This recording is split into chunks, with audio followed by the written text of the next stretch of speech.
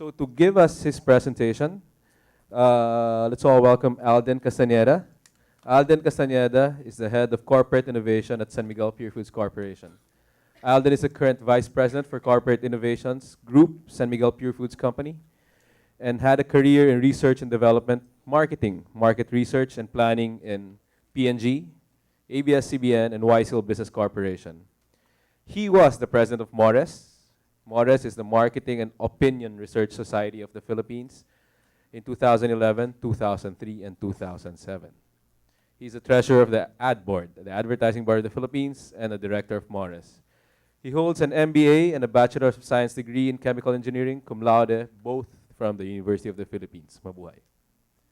Go Maroons. Let's all welcome Alden.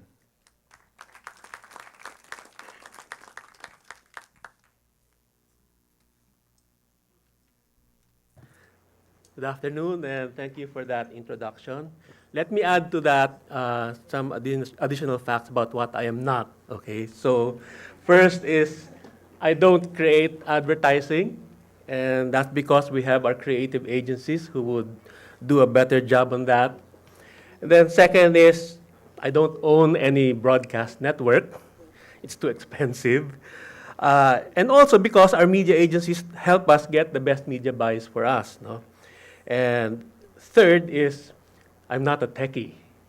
And that's why I also want to have friends with the digital agencies, the partners, because that's where the future would be.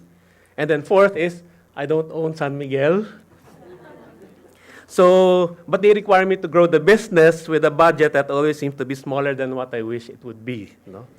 So this pretty much sums up marketers' perspective because we are tasked are actually challenged to deliver volume and revenues under the agreed budget. No? And we do this not by ourselves, but through strong partnerships with our creative agencies, with our media agencies, and now with digital agencies. So look at it this way. Maybe marketers are like funds investors. Which stock will give us the biggest bang for the buck? And what is our risk profile? No? So high risk, high return, or maybe you'll go for a conservative placement, all depending on how we read the market and where we want to position ourselves in the future. So just like any new stock offer, when the next best thing called the smartphone is now available, so we need to understand what it is bringing to the table. So just like TV or radio or print, we do a SWOT analysis of each medium to understand what its strengths are relative to the other media. And I think there are three major strengths of smartphones.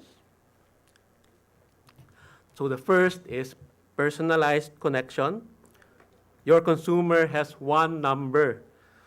It's an opportunity for us to send a message specifically for that person with SSS ID number 14344. No? The second is interactive connectivity. So it's a two-way street. It means that you now have the opportunity to craft several messages for that person, experience the highs of I love you from your beloved consumer, and maybe the depths of an I hate you with consumers who have gone berserk. No? So with the recent J-Lo concert, interesting bio, her first movie was about Selena, who was shot by an irate fan. So that's the interactive connectivity for you. And the third is having an unchained location. So this means that you can now reach your consumer anytime, anywhere she might be. But then you also need to make sure that you're welcome when that happens. So with these three strengths, let me now go through each attribute in more detail as we assess it compared to the other forms of media. So first is personalized connection. It's really about going into one-on-one interface. And basically, the first thought that you would have here is you now have this ability to convince this particular consumer to try your brand and be a loyal convert. But eventually, you realize that mass marketing seems to be so much simpler because you have basically like one message to craft, and you just have to craft it really well. With a personalized connection, how can your small marketing team handle the millions of consumers that you are targeting? But nevertheless, there is such immense power in one-on-one communication that we ought to find ways to make this possible. The second thought is about the connected consumer. We're seeing that the internet is now driving the me over the we among our Filipino consumers. In my generation, the typical Filipino was a quiet one. No? So when you go to a conference and the speaker ends his talk, nobody wants to dare go to the mic in front of everybody and ask his question.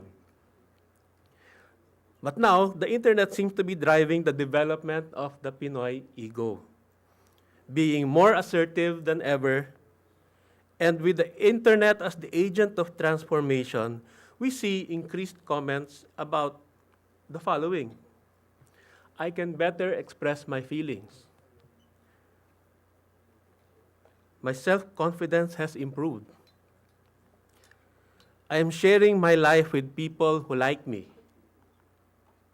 A declaration, my life is interesting. No?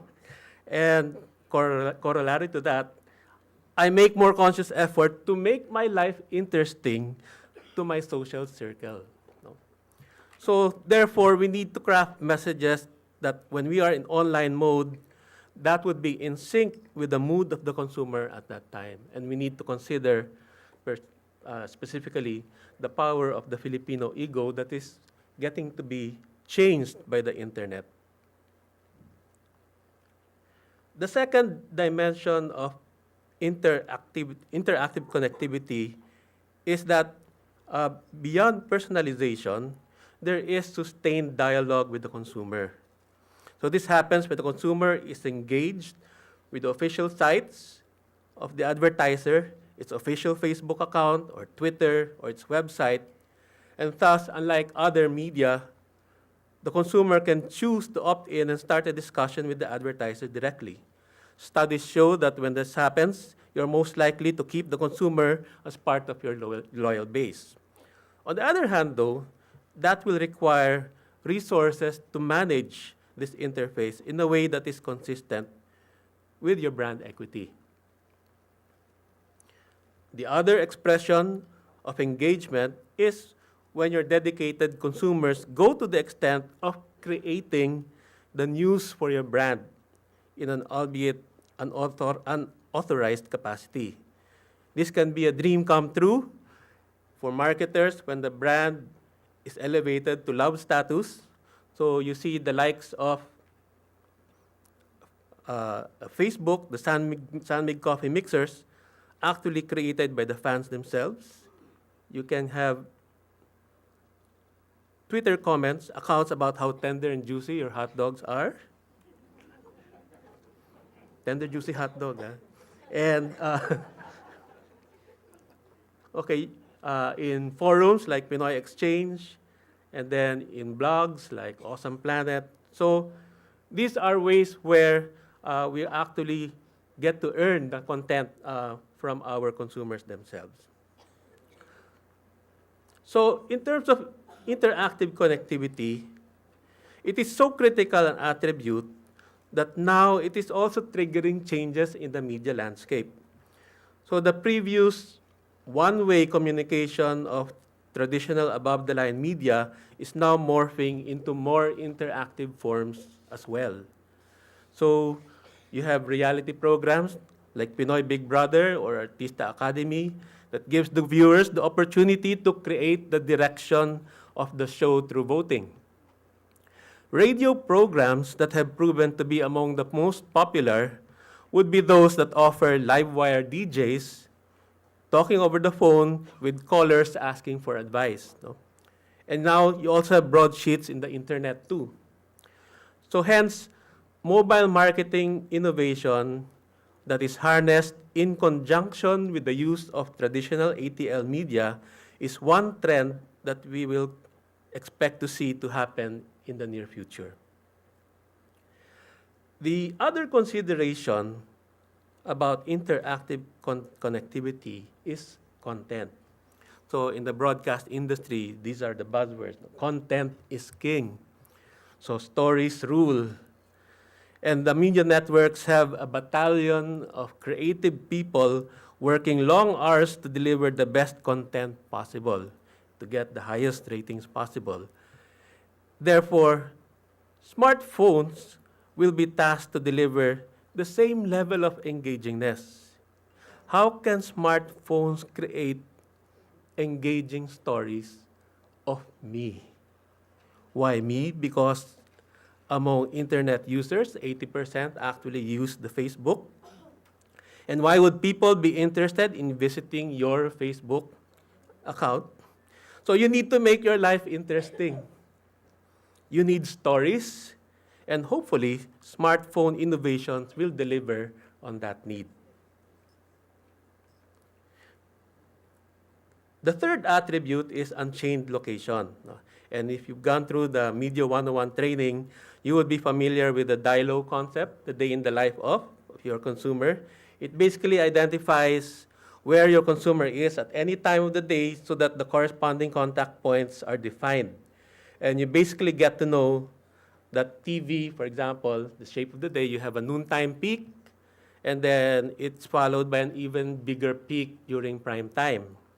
And you would know that radio actually peaks in the early morning rush hour and then goes downhill after that time. But for the smartphones, they are like extensions of the person, no? And they are always there, practically anywhere, anytime. And this creates new opportunities to innovate in getting the interest of our consumer. So the marketers really just have to go back to the consumer, create their respective dialogues, and find out where those opportunities could be. Like at the point of shopping, or is it at the point where the product is actually being used? These are opportunities where you can connect with your consumer. So basically, these are the three attributes of smartphones. So personalized connection, interactive connectivity, and unchained location. That can make smartphone marketing a powerful tool in our arsenal of marketing weaponry. Now, how will smartphones fit into the marketing planning process? The role of marketing is to articulate in as precise way as possible the key objectives and strategies that will drive his brand's business. So when discussed with the agencies, the innovation spirit then comes alive when the expertise of the agencies are brought to the table given these directions. So just to review what these objectives and strategies are, of course, first you have to define who's your target market and what will be the source of your business growth. Is it going to be from current users that you want to consume more product, or is it going to come from competitive users? You next go into defining what your specific objective would be. It's all about awareness, getting the highest awareness, the interest or consideration, trial purchase, and repurchase. Therefore, the marketing group has to analyze which of these objectives would be their priority given the state of health of their brand. And then the corresponding marketing strategies will flow depending on the objectives that were defined. So if awareness is the major objective, like for new product launches, then the marketing strategy would to have a media portfolio that will maximize reach and frequency. Or if there is awareness but people are not interested in buying a product, then there is an issue that needs to be fixed in terms of the message. You have to improve the relevance and distinctiveness. Or if the issue would be trial, then it really, if that's the diagnosis, then the marketing strategies would focus on winning in-store presence or sampling to escalate or to accelerate the trial.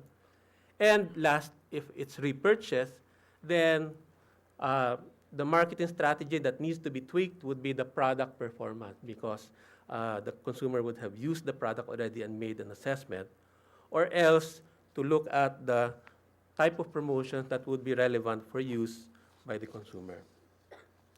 How then should mobile marketing fit into the marketing objectives and strategies?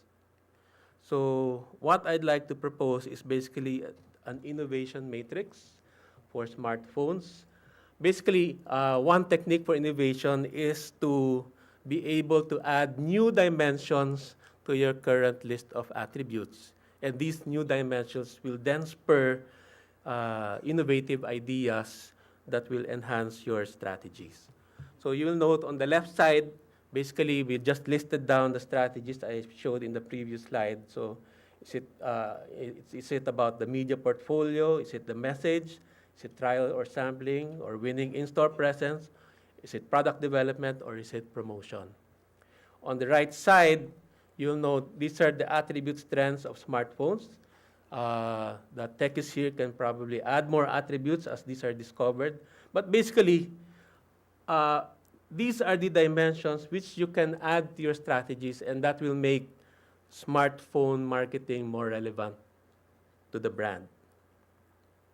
So as a case in point, if for a particular brand, the biggest opportunity is to offer better products to the consumers, so we put product development as the example. So the first question could be, how do we personalize the product? And I'm sure your creative agencies will then come up with a lot of ideas that can help you meet your marketing objective. So just one example, maybe after some brainstorming, if you're selling a mass-marketed product like FMCG, then the challenge is to create a personalized gift. So maybe personalized gift packs with a signed letter from your brand endorser will make this a personalized product offering. This is just one example. I'm just presenting what the process could be. But the intent is for the marketers to be able to meet with the creative agencies and come up with ideas that are more specific. Of course, the next example would be if you look at the interactive dimension of smartphones, then how can you improve your product? So an example would be, and it's a trend now, basically working with consumers for co-creating the product. It means that even before you launch the product, you can actually engage with your consumers to work with them and get their ideas in terms of creating. And the smartphone vehicle enables you to actually even create brand ambassadors in the future. And then the third example is unchained location. So maybe you can catch your consumer immediately after using your product or design an experience while they are using the product. No? You can create a promotion around the consumer, sending comments or pictures of how they look immediately after using the product. And therefore, the pictures they present are also ways for you to come up with ideas to improve that product.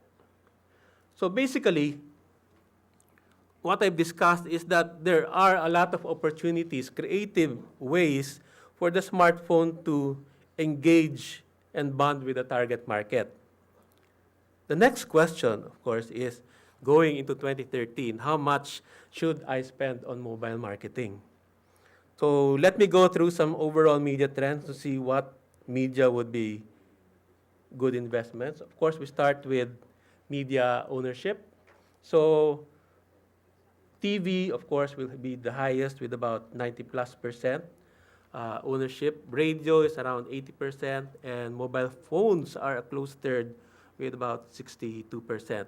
Smartphones, as of the end 2011, is about 4%. It's expected to probably double this year to about 8%. Therefore, from a media ownership standpoint, TV and radio would continue to be the dominant media in terms of potential.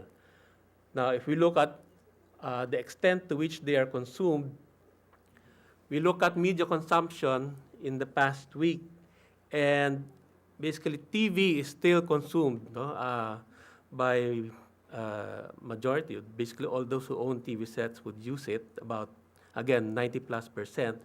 Radio is also high at 67%, and then broadsheets and tabloids would be coming in at around 17 to 20%.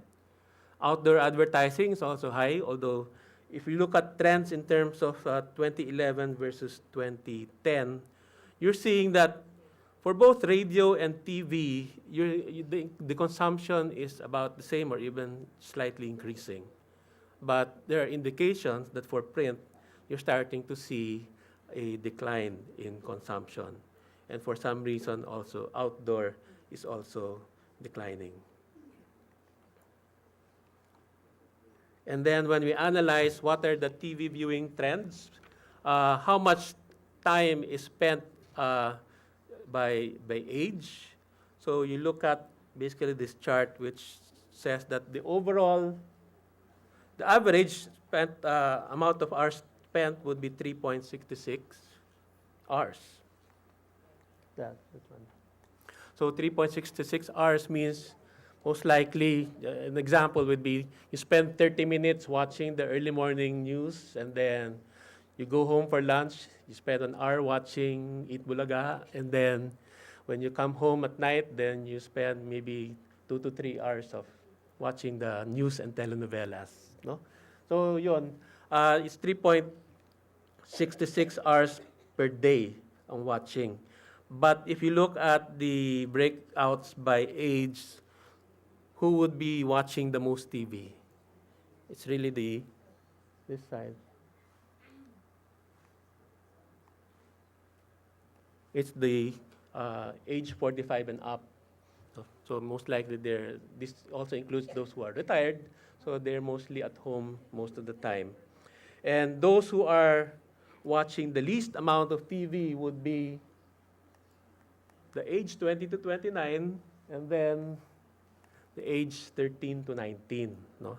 So what this tells us is that while TV will have a big advantage in terms of absolute reach, in terms of age segments, they are reaching less, TV is reaching less of the younger age group, 13 to 29. And therefore, if a marketer would want to have an incremental reach, then most likely they would look for other media which are able to reach the 13 to 29 segment more.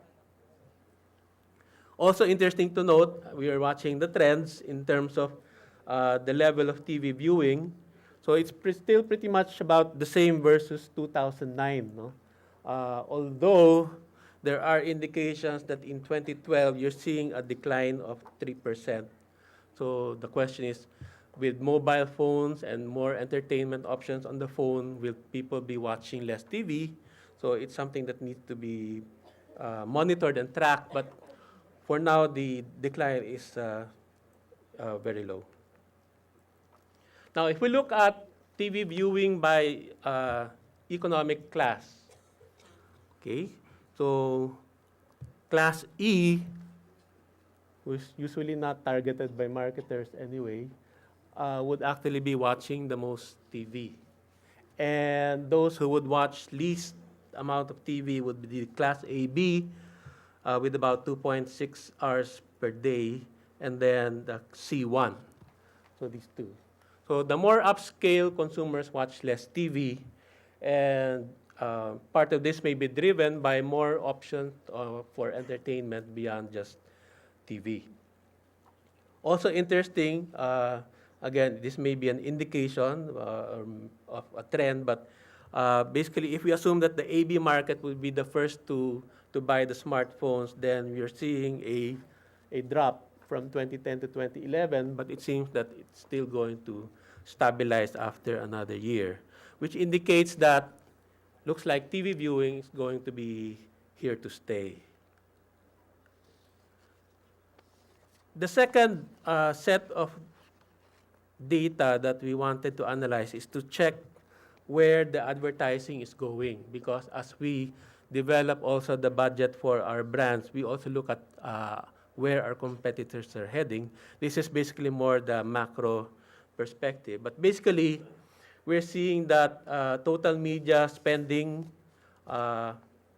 continues to increase, but this is based on rate card. So in 2011, the total spending is about 250 billion pesos.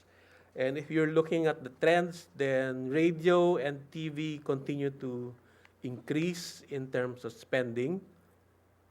But print started to show, well, parity or a very slight decline in 2011. So again, there's this indication that across the tri-media, it's TV and radio are still holding on, while print seems to be stabilizing and not really growing. If we look at the profile of the top advertisers in 2011, well, we see Pareto's law in action. No? So the top 50 advertisers account for almost 70% of all the spending. So, so these are the cash-rich corporations. While if you look at where the spending went, so the top 50 advertisers put 86% of their budget on TV and 13% radio, 1% print.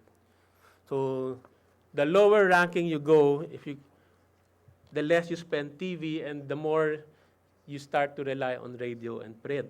So basically for the number 1001 and above, you're seeing the profile. So only 20% is spent on TV, but you see 44% on radio and 36% on print. So what this implies is that as marketers consider mobile marketing, it means that, especially for the lower segment, then and where the distribution of your product would be presumably much less, then the opportunities for mobile marketing will be very significant. But for the top 50 advertisers who spend a lot on TV, and presumably their competitors will also be spending a lot on TV, then you'll probably see dynamics of, it's probably the challenger brands who will try to become more aggressive on new media like mobile marketing.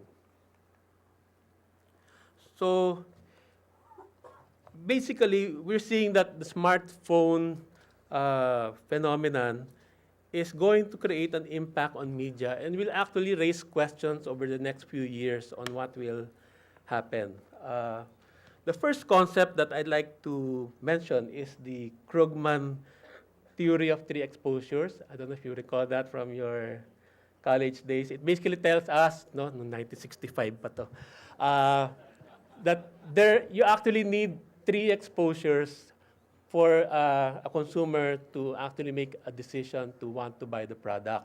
The first exposure is, oh, what's that? And then second is, hey, maybe I'm interested in that. And then the third exposure is the one that says, okay, I think I'll try the product when I see it.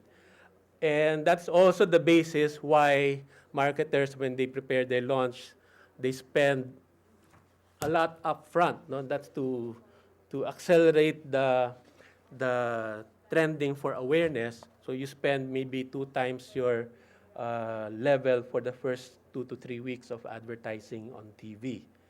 But the question is that, will this Krugman theory still apply in the context of smartphone presence?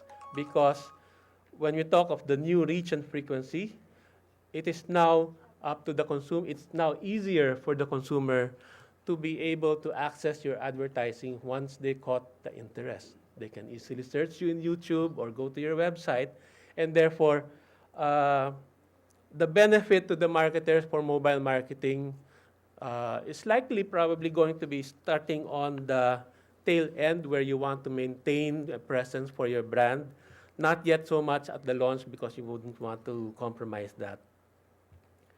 The second concept is that uh, because you only have very limited amount of time of engagement with the consumer, in the traditional sense, we developed messages in static form. Basically, one message fits all. That's the mass marketing concept, and you don't want to put too much borlolo around your message. You want to make it as clear as possible.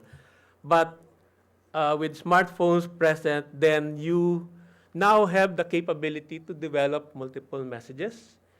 So you can actually flesh out the personality of your brand to become more than just a one-dimensional brand, but be practically like a real person. And then it also raises the challenge that if you have multiple messages, then how can you create it and manage it? And our brains are only limited. Even the number of marketing people in your team would be limited. And therefore, the growth of smartphone marketing will be accelerated by coupling it with the appropriate software, I'd call it the super brains, that will be able to tailor messages and on a going basis with our consumer. Because you can create models that will be crafted for different types of consumers at different points in time, beyond what our human brain can do. No? So maybe since the computers have already beaten the chess players before, that's possible now. The third is, well, we're always on the lookout for cost efficiency. So Fire TV is the benchmark in terms of getting the most cost-efficient return on your reach. But when smartphones increase in terms of ownership, then smartphones may have the potential to actually challenge TV. No? So just to summarize, these are my parting thoughts. Smartphones are here to create a major impact on the media landscape. Maybe the ownership is only 4%, but we should expect it to grow significantly in the next few years. And smartphones bring with them these three major attributes of being able to personalize the communication, having a continuing communication by being interactive, and being able to communicate anywhere, anytime. And what this is doing is that even the other types of media are morphing to enhance their own interactiveness, trying to be on location as well by being in the smartphones. At the same time, the art of crafting the USP, the unique selling proposition, is going to be challenged as we create and try out with success more diverse types of messages where we're looking for content not just from the other media providers, but where we co-create content with our consumer. Because in the end, I think Facebook is here to stay because it puts the consumer at the center of the universe. So that's the connected consumer for you. I hope this helps trigger thoughts. I presented more of the process and not the executions because I'm sure you creative guys will be able to come up with really good executions to work on to benefit the brand. Thank you. All right. Thank you, Alden. Would you care to join us here? Okay, again, there are mics all over. When you approach the mic, you can approach any of the mics to ask questions, and please don't forget to state your name and the organization that you belong to. So are there any questions for Alden? All right.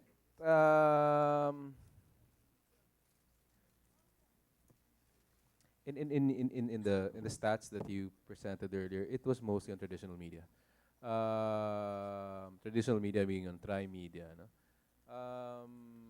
As a research guy as well, I'm sure there's a need for measurement on mobile. And I would think there's already measurement for digital, right? Is this something that is being constantly monitored by the advertisers as well, or by San Miguel for that matter? Yes, actually, Mores is in active engagement with IMAP to come up with measures in terms of the first phase would be the amount of advertising spending on mobile. So we'll go beyond the usual tri-media measurement and be able to add mobile as part of that measurement. Okay. But now, are there this? How are decisions influenced in terms of what budget you will give to, not just mobile? I mean, we're here to attend mobile marketing conference, but in terms of putting a budget or putting a percentage in terms of how much you will spend on total digital. So total digital meaning there's your web, your social, and your mobile. I mean, is there a benchmark? I've heard from a few multinational advertisers, 5% of my entire marketing budget will be spent on digital. All right. Is there a science to that? Or, I mean, as, as compared to now that there are no real measurements that you're looking at, is it something that you just pull out from the air that, okay, we'll spend this much on digital because we are still at, are you guys still at an experimental stage in terms of investing in digital? There's actually no hard and fast rule in terms of establishing the percentage because the most likely process is that you look at where your spending was the previous year and to what extent you will tweak it going into the next year. And it depends on basically where you see the movement is going. So obviously, mobile marketing is on the rise, and therefore you would really consider increasing the budget for mobile marketing for Even if it's coming next from year. zero previously Yes, or definitely. minimal, di ba? Definitely, Okay. yes. You extend na lang whether it's going to be 5% or 10%.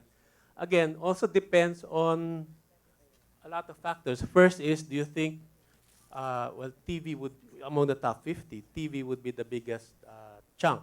And the question that these advertisers would have would be, is this, am I overspending already on TV or am I still below the optimum level?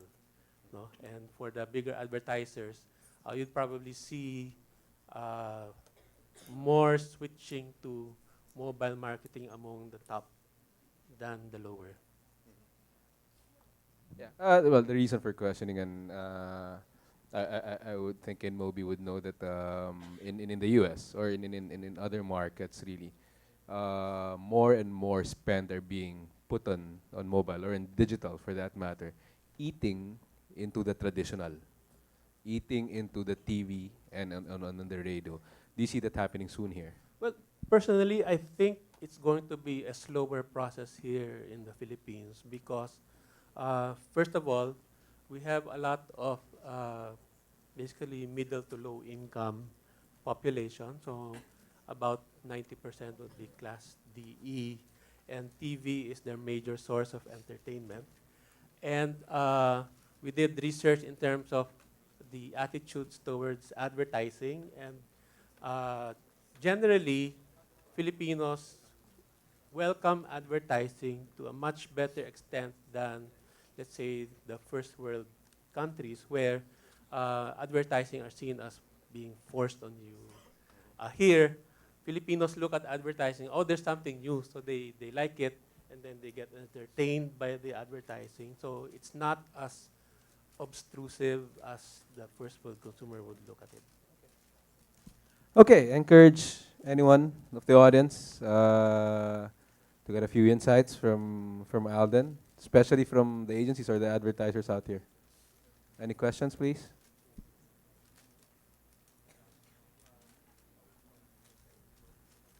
All right, let me look at my notes.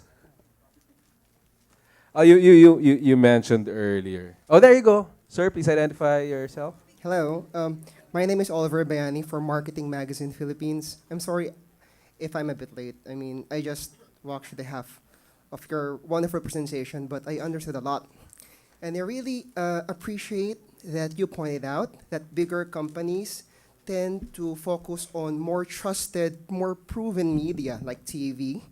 And for upcoming companies like startups, they will try to go digital and mobile because it's cheaper, and more, as the months goes by, its reach is getting more proven, right?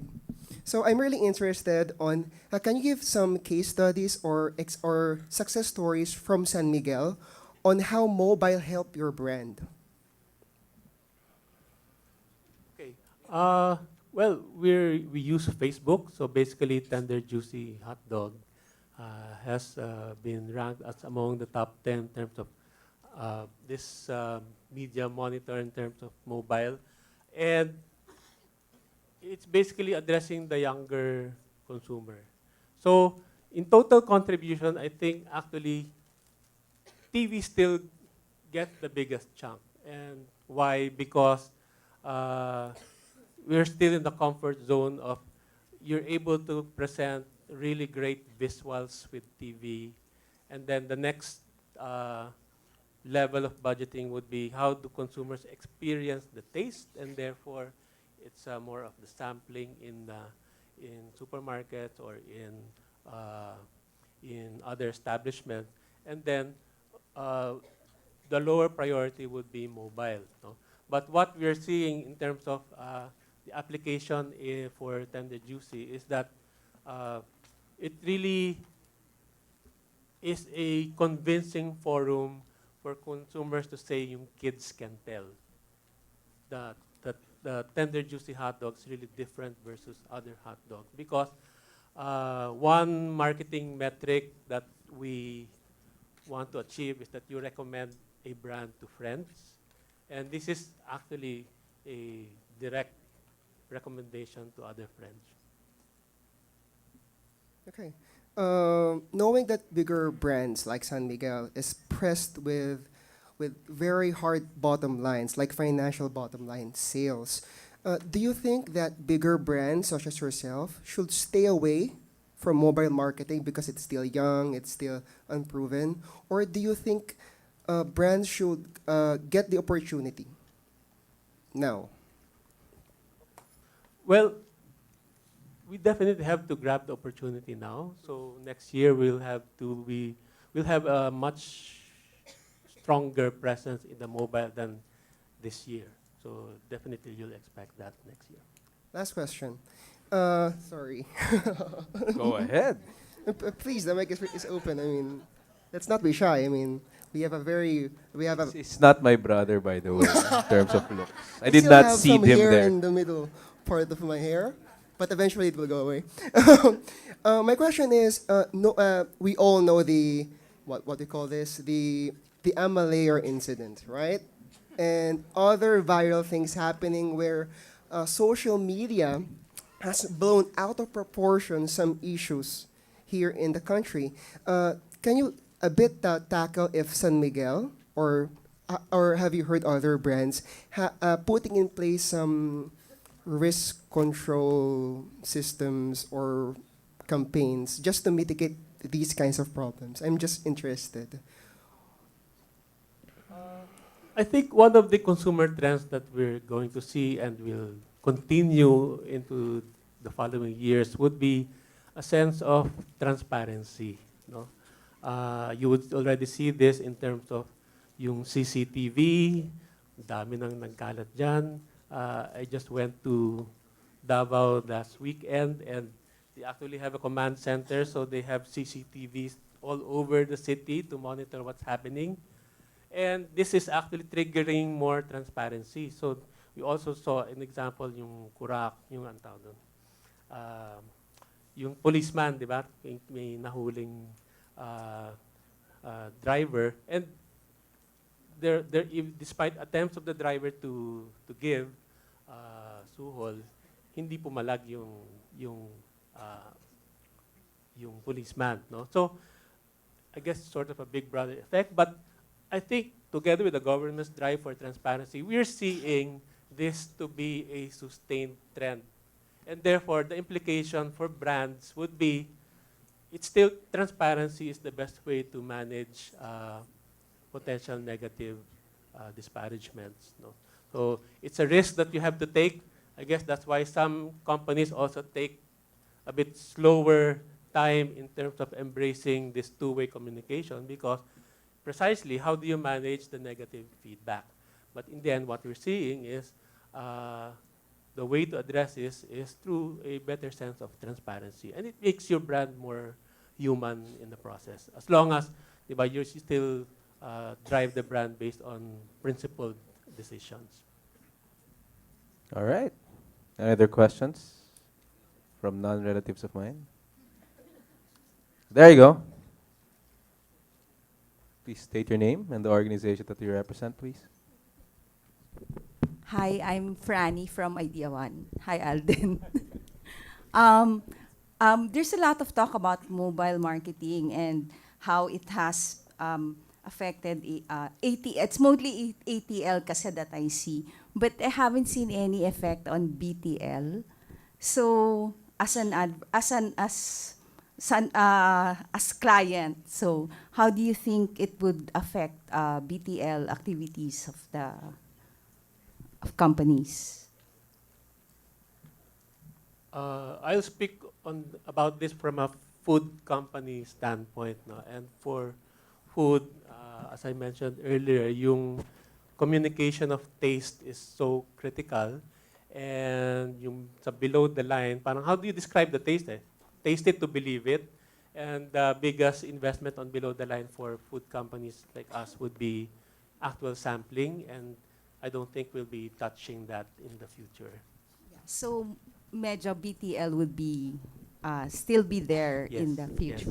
Yes. More activations. All right. Questions from the floor? There you go, ma'am.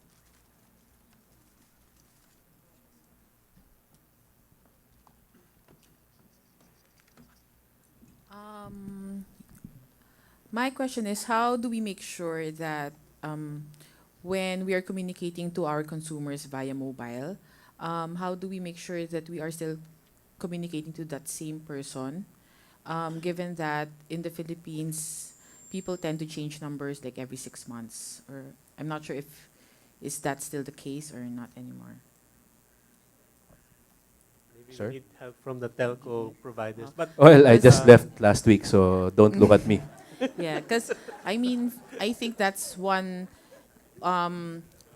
It is a factor for us if we want to have to maintain that type of personalized engagement or personalized interaction with our consumers, right? Of course, you want to keep on you want to make sure that you are still talking to the right person when you're given the your whatever marketing activities you want to send them invites, you know. Mm-mm.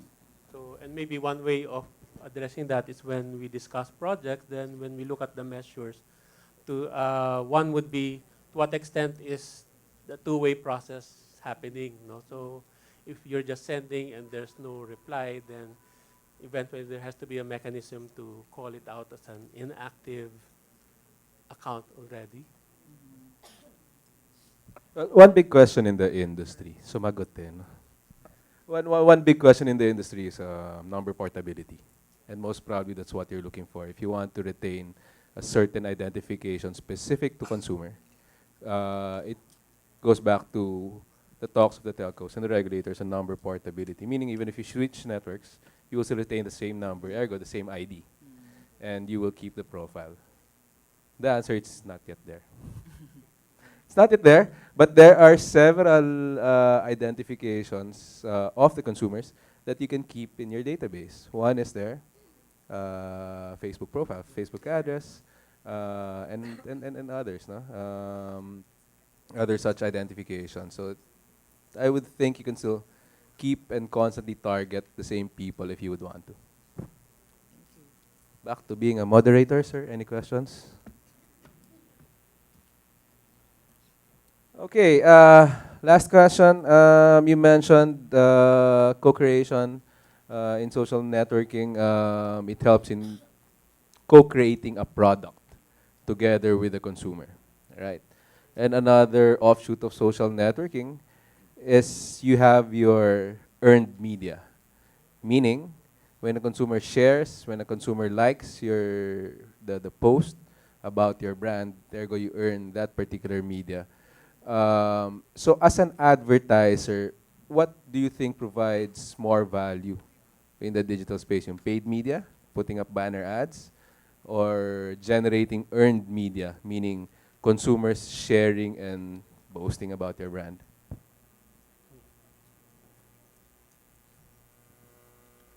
At this point, I don't think we can be able to separate the importance of the two types, because the paid media, the purpose of this paid media is to be able to accelerate the awareness of consumers about your product. So the fastest way to do that is really through paid. But the more sustaining impact would be that of the earned media, because these are consumers actually starting to become disciples of your brand. So in terms of immediacy, it's going to be paid, but in terms of long-term effect, it's going to be the earned. All right. Anyone else for Alden? Okay, with that, let's all give a round of applause for Alden. Thank you very much.